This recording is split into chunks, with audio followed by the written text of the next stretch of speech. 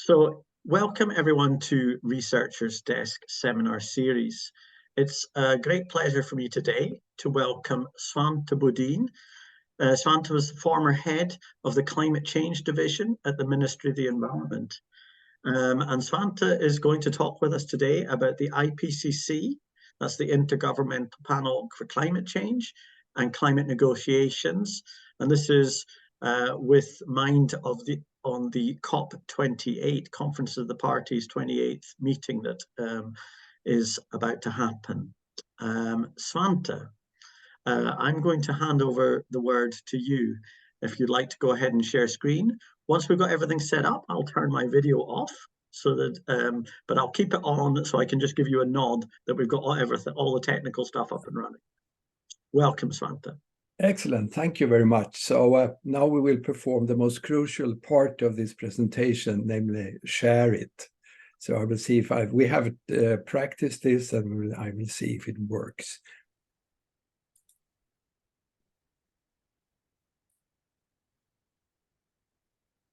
It seems to be working, doesn't it? Svante, that looks absolutely excellent. I'm going to mute myself and turn my camera off and hand over to you. Okay.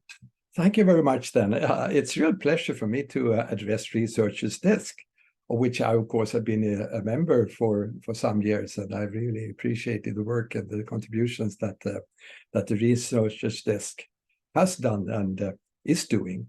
So, this is a moment for me to present a little what I've been doing through life, but also then formulate some thoughts about these important organizations. You cannot avoid work with IPCC or the UNFCCC if you are in the climate business.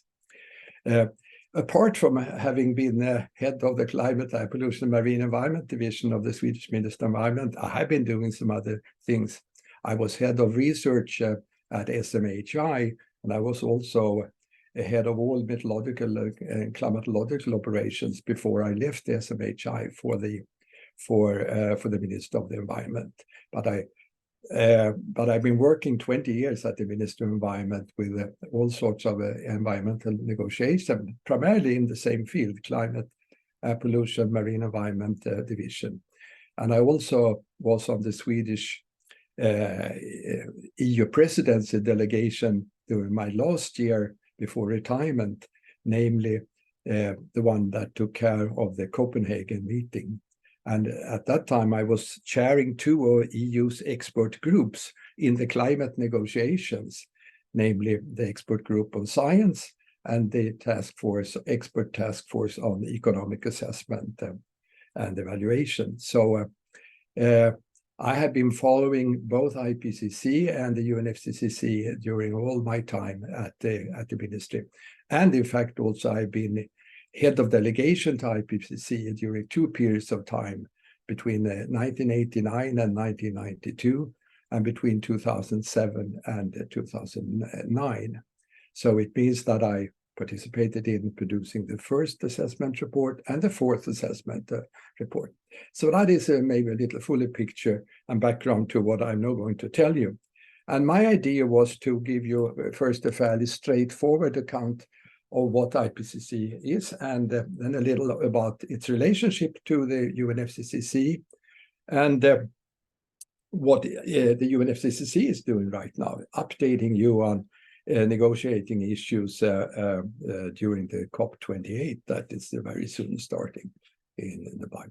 So that is the plan, and maybe I will also give you some thoughts about if it's a good relationship that exists between IPCC and the UNFCCC.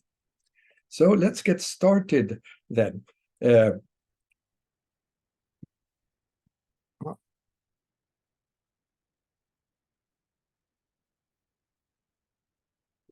Doesn't seem to. Here we go. So first, IPCC. And IPCC, yes, what is it? It's the Intergovernmental Panel on Climate Change.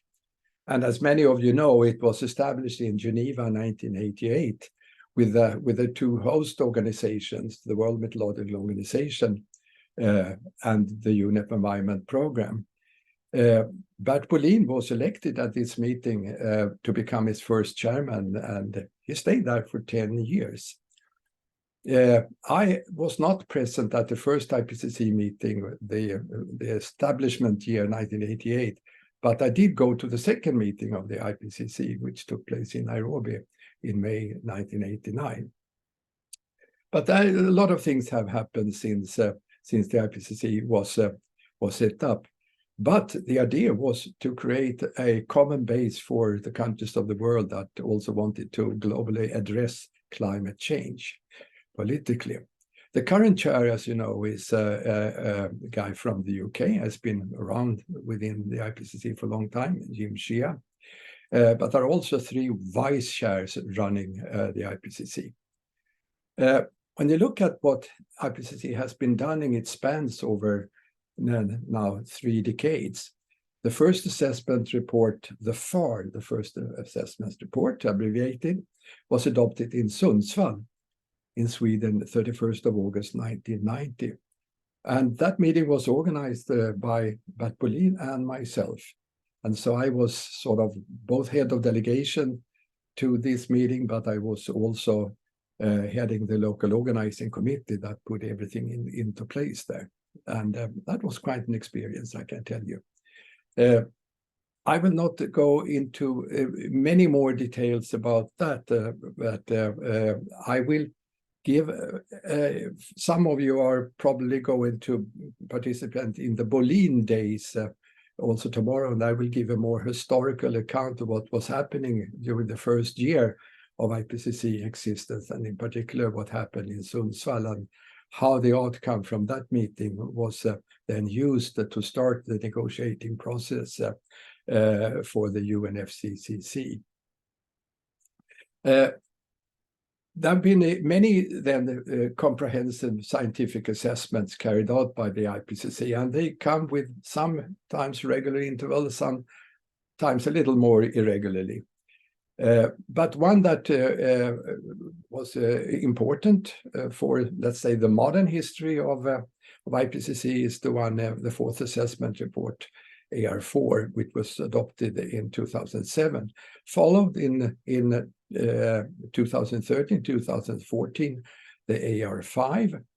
And then there was a new setup, namely that Working Group 1 report came about a year prior to the Working Group 2, Working Group 3, and synthesis reports, because harmonization of the use of global modeling efforts and the scenarios used there.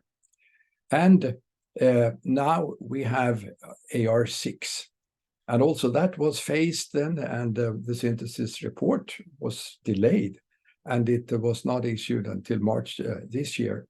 But still just in time for the ongoing global stocktaking. I will come back to that. And during the AR6 cycle, there has also been 3 special reports that I will also come back to a little, how it works. But looking a little closer at what actually then the mission of IPCC is. There is a formal mission statement saying this: the objective of the IPCC is to provide governments at all levels with scientific information that they can use to develop climate policies. This is achieved by carrying out regular assessments of the scientific basis of climate change, its impacts, and future risks and options for adaptation and mitigation. Yes, and that's been the case. But when IPCC started, it had a more limited, I would say, business idea. The mission that people saw before them was actually to supply information to start up the negotiation of an international agreement on climate change. So it was very much directed towards the governments of the countries of the world at that time. But of course, over the years, IPCC assessments have got a much wider use. And in a way, you could say that the contact or the interface with the government has been weaker and weaker over the years, and IPCC's reports have been more and more used by others than were not the original intended users of IPCC information. But we will also come back a little to that. So how is, now it's stopped shifting. I don't understand why. Let's see if this works. Here it works. Okay. A brief look at the organization of the IPCC. And this one is pretty much the same as it was when IPCC started, even if some words have been changed. As I said, WMO and UNEP are the host, but they don't interfere in the work of the IPCC itself.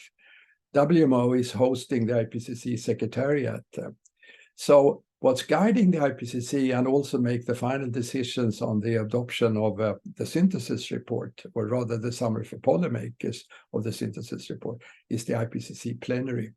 And plenary is also active in the scoping process of the assessment cycles, and of course the administration of the whole economics of the IPCC.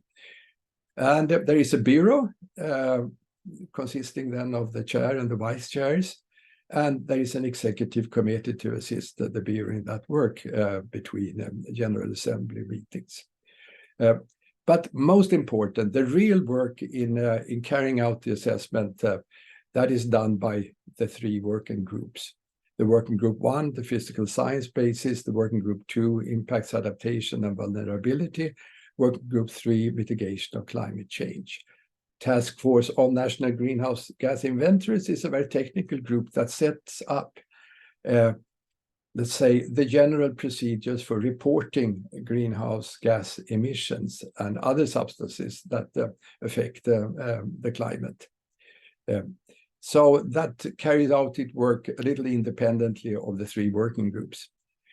Essentially, this is the same as the very first report, except for one working group, and that's working group 3. That was called response strategies during the first assessment, and was very much geared towards showing countries what could be done, not only analyzing what could be done in terms of mitigation, but also what are other more political response strategies that were at hand at that time. For example, you could see that the very first assessment report had a blueprint for a climate convention. So IPCC was involved in actually preparing also more legal language for the framework convention. But I think that even so, there are another level here that's of extreme importance. Is we really want to work with IPCC, because the people there are the ones that you will meet, and those are the TSUs, the technical support units. That doesn't work either.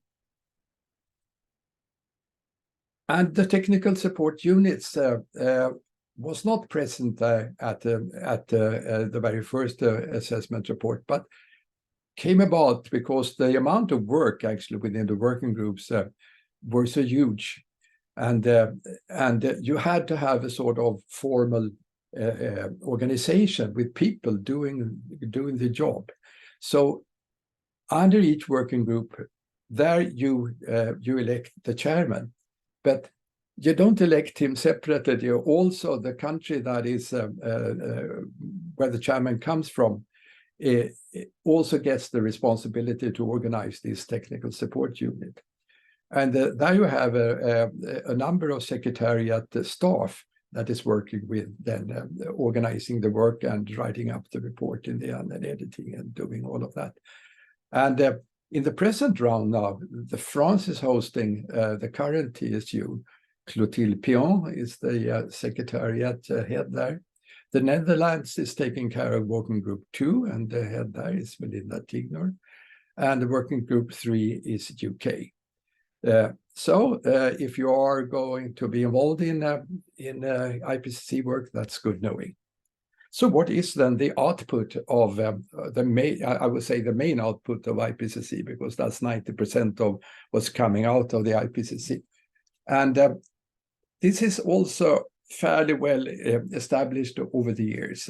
So if you look at the 6 assessment cycle, for example, you get the complete and comprehensive technical reports of working group 1, 2, and 3. The ones that we have just discussed. There are 3 technical summaries, one for each working group, and they are very worthwhile reading because that's the summaries where there have been no discussion on what's going to be in the summary. It's still at the level of purely scientists. But then comes the summaries for policymakers, and they are discussed under the respective working groups. With representatives of countries and not only of the scientific community. And finally, at the top of this pyramid, will see the synthesis report and its summary for policymakers. And the one that most people get to see is the last one, the summary for policymakers of the synthesis report. And that's the important document for those that would like to get the overall picture of what IPCC is saying. It's not easy to read, but it's possible. Meanwhile, during the assessment cycle, that could also be so that that there is a need to have a specific reports. Special reports, and they carry out their own assessments in order to produce and report on the topics at hand. And maybe the best well-known one is the global warming of 1.5 degrees that came in October 2018. And this one is a little unique, but that's the only job that IPCC has carried out that has been requested or commissioned by the UNFCCC. And it turned out to be a very good one because it was very succinct and focused on what the UNFCCC wanted to know. Then you have more topical ones, climate change and land and ocean and the cryosphere and the changing climate. They're also very, very good if you want to specifically to look at this compartment of the climate system. So, in the beginning, there were no real rules or regulations or for IPCC how it should work. I mean, it was a completely new endeavor, and people had to try out the different ways of doing this. But over the years, this has become more specific what IPCC is and what it's not, and what it should do and not do. First, one must be aware of that IPCC does not carry out any own scientific research or even predictions, even if it's very easy to refer to IPCC's results, then, for example, the emission scenarios and stuff like that, as predictions. The funny thing is that if you go back to the first assessment report, IPCC language itself was predictions. So I understand that they had to do away with that at one time. So it's not IPCC's predictions or IPCC's models. It's the predictions, or if there are any, or IPCC's models, or the models of the scientific community and the scientists themselves. And also it was established that IPCC should not give any specific political recommendation. It should give possibly options. So IPCC should not be policy prescriptive. But through this evaluation, analysis, and assessment, IPCC's assessment report should be policy relevant. And that last question is interesting because sometimes, and I would say even more now, IPCC is not very policy relevant, and they have a lot of other stuff that's useful from a scientific point of view, but not very policy relevant. So that's open for discussion, what's actually meant by policy relevant. But as I said, the original thought was that IPCC should then be preparing a scientific basis for a global, I would say, response to climate change in the political realm. What should countries do actually to counteract or then meet this challenge of climate change? And if you look back in time, this is a pattern that you can see coming back all the time.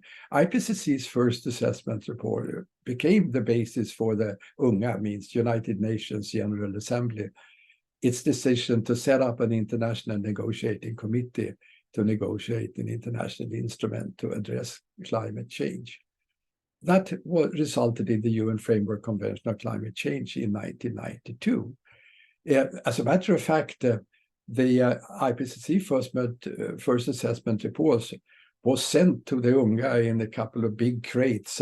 But at that time, we couldn't send anything over the internet, so it was physical labor from Geneva to New York and the UN headquarters during the autumn of 1990, and then distributed to the different missions to the UN in New York.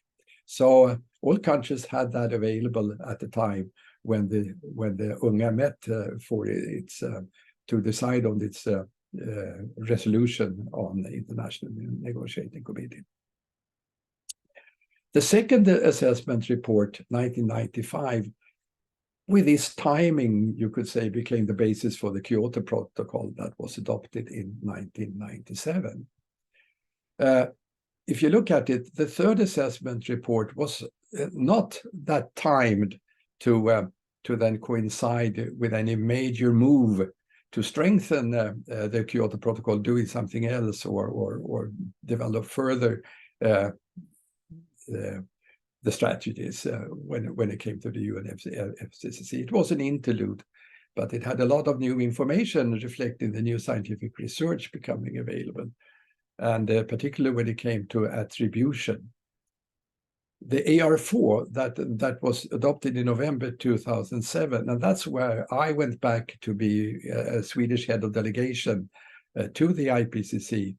I participated in the working group adoptions of their summary for policymakers and the final one in Valencia. That one was important. It constituted the basis for the post-Kyoto Protocol negotiations, the so-called Bali Action Plan. And that was then assumed to culminate in Copenhagen in 2009 in the form of a new agreement to then take over after the Kyoto Protocol. But as you know, it became a big failure, a flop in Copenhagen. Very little came out of it. But there was actually one little piece that survived. Come back to that a little later also. AR4-5, then 7 years later, that was also well timed. It became the scientific basis for the post-2020 Paris Agreement, adopted in 2015. So now we are at AR6, and what is important at this time? Yeah, the important things happening within the UNFCCC is the global stocktake. The global stocktake started already last year, and it was actually set up 2 years ago.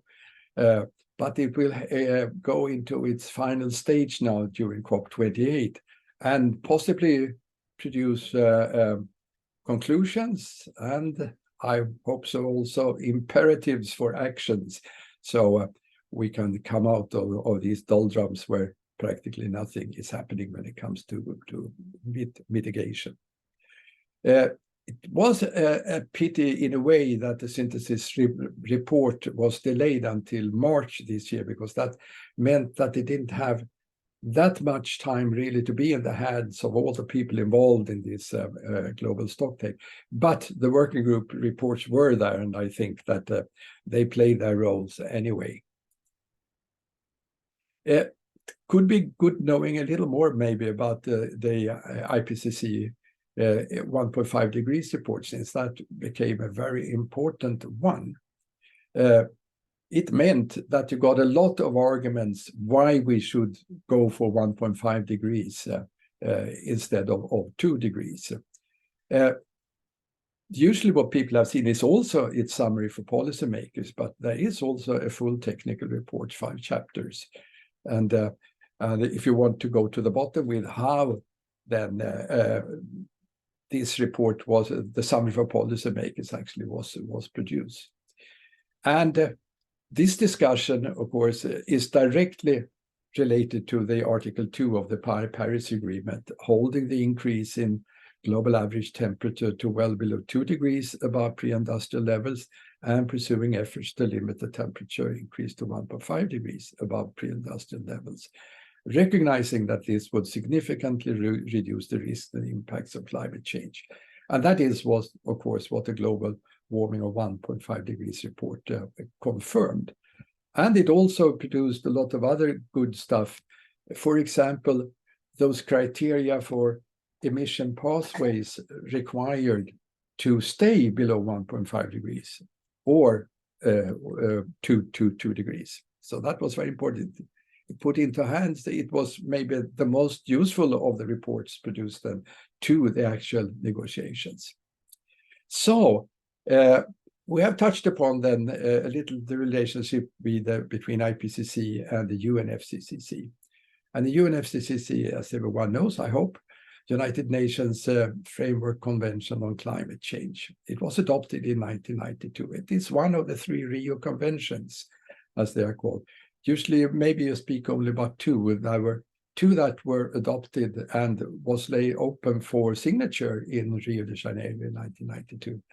But one was actually decided by the Rio meeting on sustainable development to be produced, and that is the Desertification Convention. You don't hear very much about that one at the present days.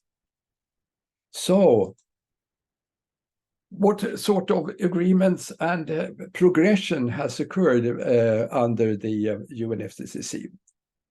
We have already noted how negotiations started and how they ended.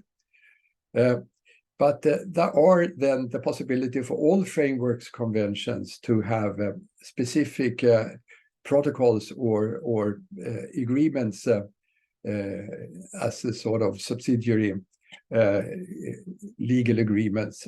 And they are used specifically for focused actions, where you see that the framework convention doesn't really have any such or any provisions for what actions to take, any specific goals, etc. So it was realized fairly quickly that if you really wanted emission reductions, the framework convention was not enough as a legal instrument to control and to guide those steps.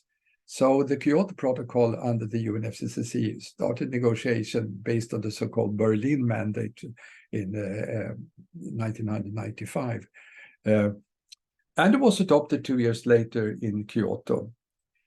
But it didn't enter into force until February 2005. And that was, of course, primarily because USA never ratified the protocol. In fact, it haven't really ratified any of the protocols. But the Kyoto Protocol ran out in 2002. Well, a little more strict sense, it ran out 2022 because the commitment period ends two years after the target date. So, but it has played out its role now. It's not important any longer. But I mentioned that there was something coming out of a Copenhagen meeting, the so-called Copenhagen Accord. And that was during the very last day, it was presented a sort of sketch to an agreement that people had hoped for. But not all countries supported that one. There was only about half of the countries present that they didn't really sign on to the Copenhagen Agreement Accord, and that was not enough. So the meeting only took note of the existence of such a document, but it had no legal status. But the funny thing is that in the aftermath of Copenhagen meeting, then people seem to have sobered up. So in Cancun a year later, COP16, this Copenhagen Accord was adopted as the so-called Cancun Agreement. And that was the start for the INDC, that are NDCs now, the nationally determined contribution. It was independent nationally determined contributions when it started. And a lot of the INDC were then sent in and formed the basis for the NDCs in the Paris Agreement. In fact, when you ratified the Paris Agreement and became a party to it, then automatically your NDC became an INDC became an NDC. So there is a connection between the two. So the Copenhagen conference was not completely useless. But of course, the real breakthrough was in Paris in 2015 with this new Paris Agreement on post-2020 actions. That is when the Kyoto Protocol ceases to then deal with mitigation measures. And as you know, one of the main features of the Paris Agreement is the fact that all parties are supposed to submit NDCs, developed countries and developing countries alike. But it could be interesting to see how is then the organization of UNFCCC structured. We speak about the COP, the Conference of the Parties, and that is the conference of the parties to the UNFCCC. But since we have two other agreements under the UNFCCC, they must also have their decision bodies. Kyoto Protocol had a body called CMP, Conference of the Parties as the meeting of the parties to the Kyoto Protocol. And everyone that has then had a ratified protocol, then they become parties to the Kyoto Protocol, and they are entitled to participate in the further work under this protocol. Of course, the US was not a party to the Kyoto Protocol, and they could only be there as an observer and not really participate in the work of the Kyoto Protocol. But Paris Agreement have been ratified by practically all countries. I don't know if it's North Korea, someone that hasn't, but it has a very, very comprehensive then partnership to this. Also, the Paris Agreement has its conference for the parties of the Paris Agreement. I see that I have entered some Swedish language here, Parisavtalet, but I think that I hope you will excuse me for that. And that one is called CMA, the Conference of the Parties Service as the meeting for the parties to this agreement instead, understood to the Paris Agreement. So when you have a COP, all of these COPs meet, all three. So there is a specific agenda for the convention, for the Kyoto Protocol, and for the Paris Agreement. When the UNFCCC was set up, it was actually set up two working groups, one called Subsidiary Body of Implementation and one Subsidiary Body for Science and Technology.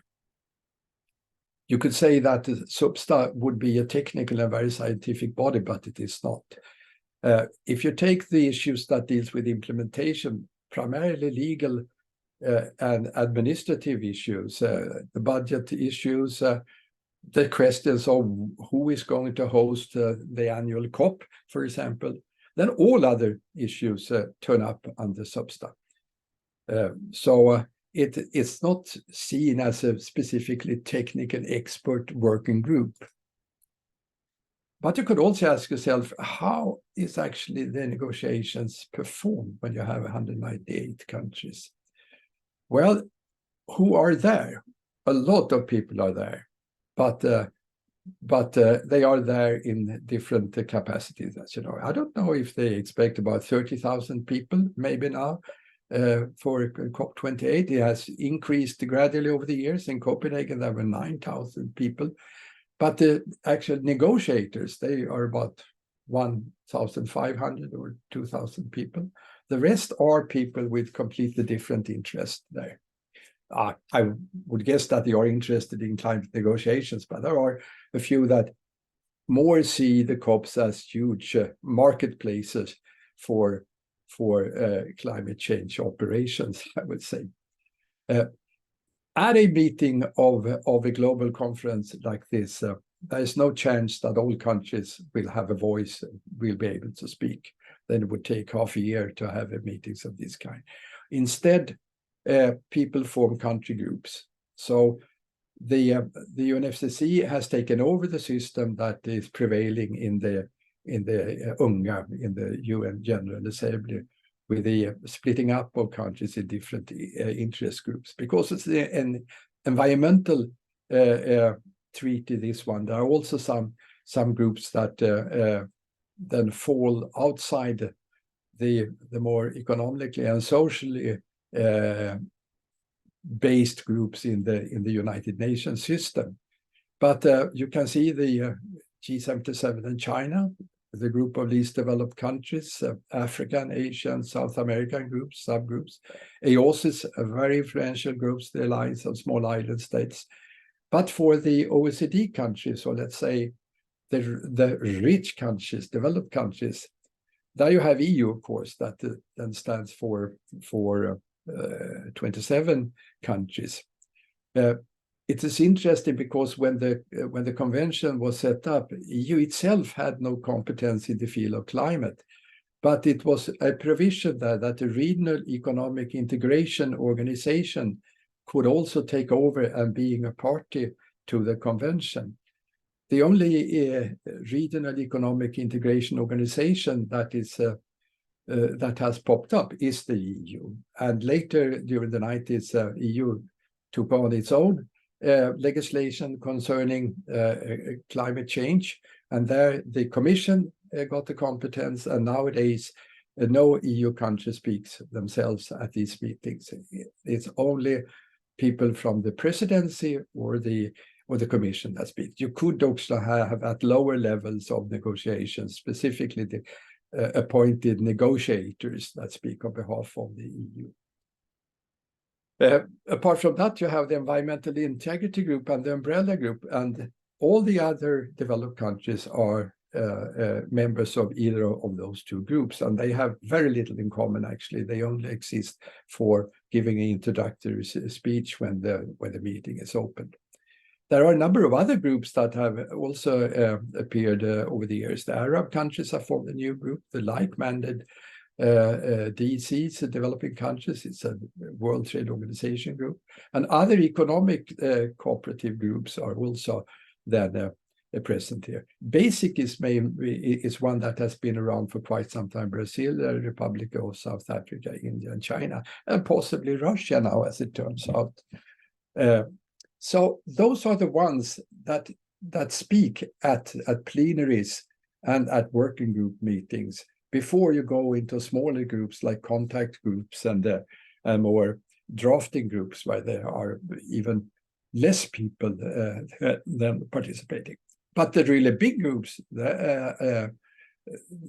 the big group is the whole group of observers of different kinds, non-governmental organizations and intergovernmental organizations.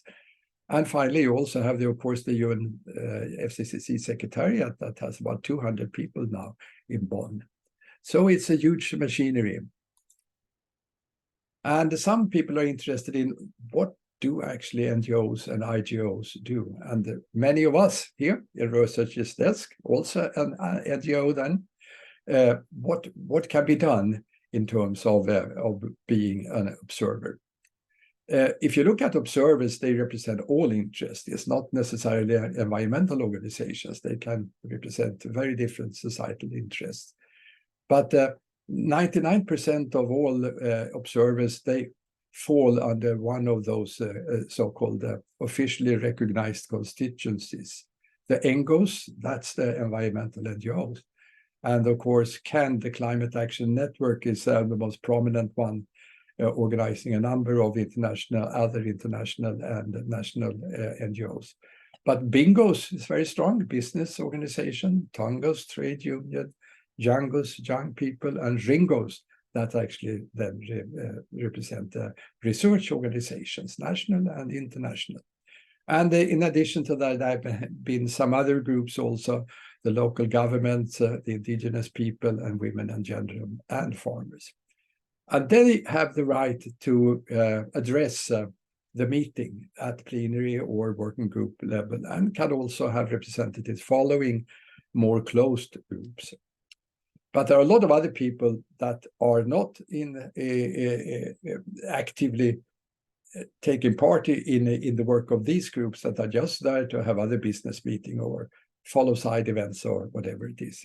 If you have been at the meeting, you will see that it is quite a huge thing. I would like to end this a little with a discussion on how is science then coming across at COP meetings, because we are researchers' desk. Let me tell you then that there is no formal interface between the IPCC and the UNFCCC. IPCC is not specifically pointed out in the UNFCCC then circumstance. I mean, formally, it's not in any convention text or in rules or in the rules of procedure or in any of the Kyoto Protocol or Paris Agreement text. It doesn't mean that it isn't there, of course.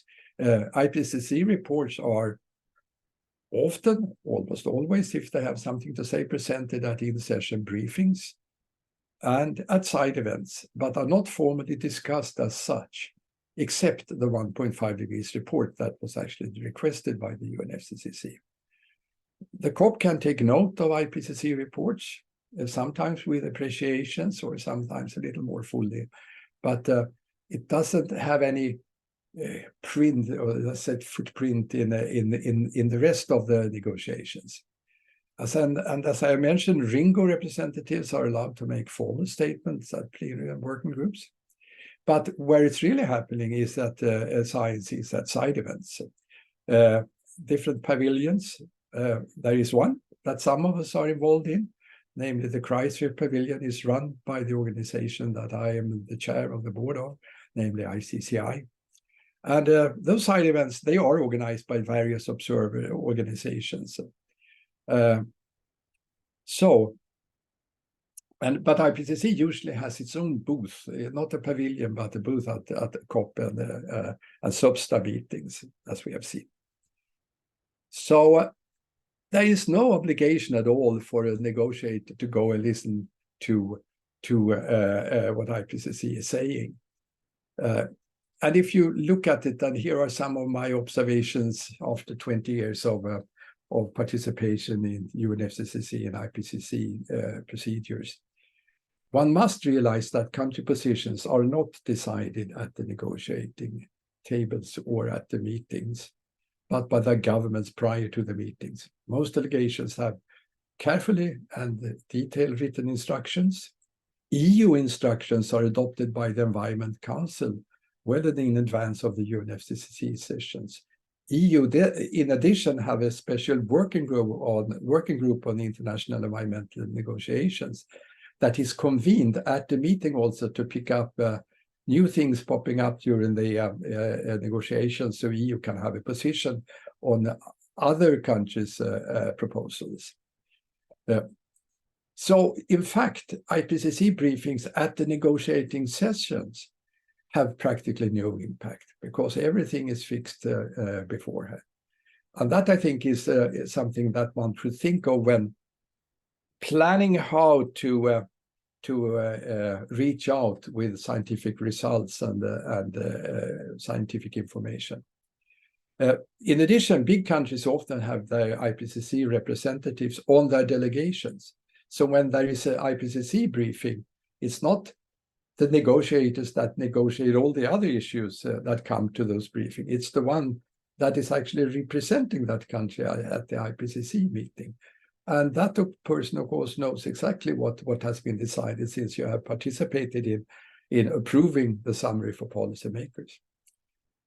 If to be a little drastic, you could say that observers and media are more interested in IPCC briefings than the delegates are. Further, if you look at the meetings, there are very few agenda items dealing with scientific issues. Two agenda items are recurring: systematic observations and the use of greenhouse gas metric, GWP, or possibly GTP. But nothing comes out of these discussions, in fact. So that is a little pessimistic view on what's happening at the COP meetings. But it also shows that if you really want to make use of IPCC information, you should take it elsewhere. Now I thought of ending this by then referring to some some of the negotiating issues here. But let me first remind you of this article that occurred only a month ago, the assessing the size and uncertainty of the remaining carbon budgets. And you might have read it already, but the bottom line is that the remaining carbon budget starting from 2022 is only 250 gigaton CO2. And that's not very encouraging. So so it implies, among other things, that you have to reach a global net zero of CO2 emissions around 2035 instead of 2050.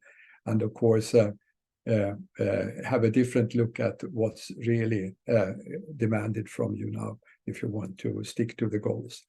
And more depressing is the fact, of course, then that in the NDC analysis here, you are possibly going to further increase emissions, maybe stabilizing them to 2030, but being off the track leading to 1.5 degrees and well above the likely being below 2 degrees. So, I mean, that is something that we, I guess, all have noticed and taken care of in our messages to the outside world. But what are then the main negotiating issues at COP28? The first one, I think, is the global stocktake. It has taken place over a couple of years now. I will come back a little to that also. The other issue, how to keep the 1.5 degrees goal within reach. And the issue is, has been pointed out, should we phase out unabated coal or coal? Increase share of renewable, reduce fugitive emissions. Yes, we have to do all of that, but we only have 250 gigatons left. Other important issues is the scaling up of adaptation actions, and particularly for developing countries to establish its more concrete adaptation goal, break it down in separate subsidiary goals that could be monitored and followed up. And maybe that will be reflected in the global stocktake also. But the financing issues is a very important one, coming back to the fact that developed countries has not fulfilled their promises of $100 billion per year in 2020. Possibly they did that 2022, as I read, as late as today. So that is an issue.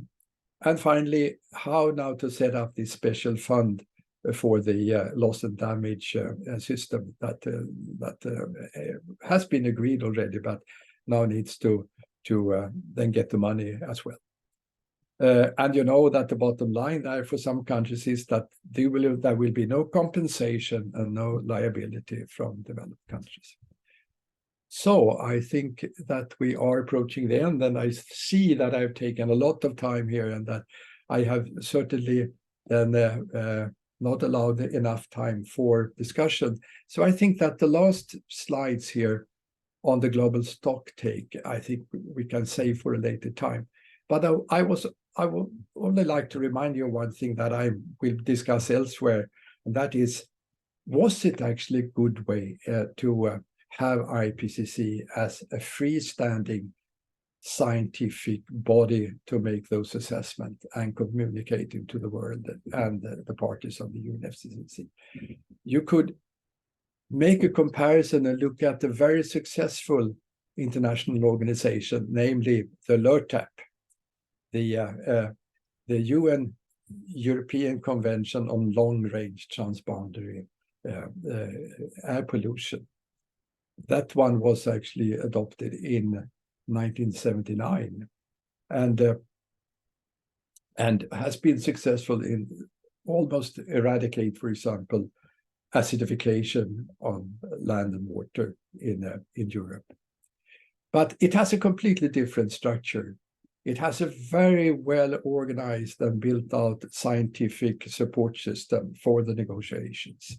And it started with this so-called EMEP, the European Monitoring and Projection Body, that was set up before the convention came into place as an outflow of the European Security Conference in the 70s. But there, when the convention was formed, the EMEP was actually incorporated into the LERTAP convention and has produced a lot of useful information over the years. And here, the system actually worked that the negotiators and the executive body, which is the highest deciding body of the convention, can commission work to its different scientific groups. And as you see, in addition to the EMEP steering body that has to do with all the monitoring exercises, including integrated assessment model, you also have the working group on effects, and you have a working group on strategies and review that furthermore have task forces for reactive nitrogen, techno-economic issues, and nowadays also task force for international cooperation on air pollution. So that is giving maybe some food for thoughts if it was really a good idea to keep IPCC out of the convention. So finally, where are we? Yes, if you compare IPCC to other agreements, IPCC has no formal link to the negotiations, little direct impact, independent, intergovernmental, but independent from other organizations. It attracts more media coverage and contributes to raising general awareness of climate change, and it is comparatively transparent. If you compare with the LERTAP Convention, for example, and let's say the Montreal Protocol and other environmental agreements, there is a direct and formal link to the negotiations, common understanding between all negotiators on the science, dialogue and specific requests for information from scientific bodies, subsidiary to the decision body of the agreement, but it contributes very little to increased general awareness and less transparent to the outside world. So maybe that's something then to think about for the future. Now I've taken up all of your time practically, but thank you for listening to me.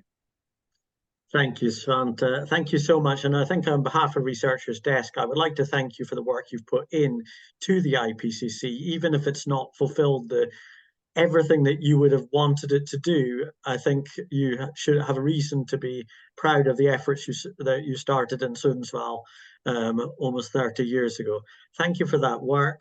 I'm going to stop the recording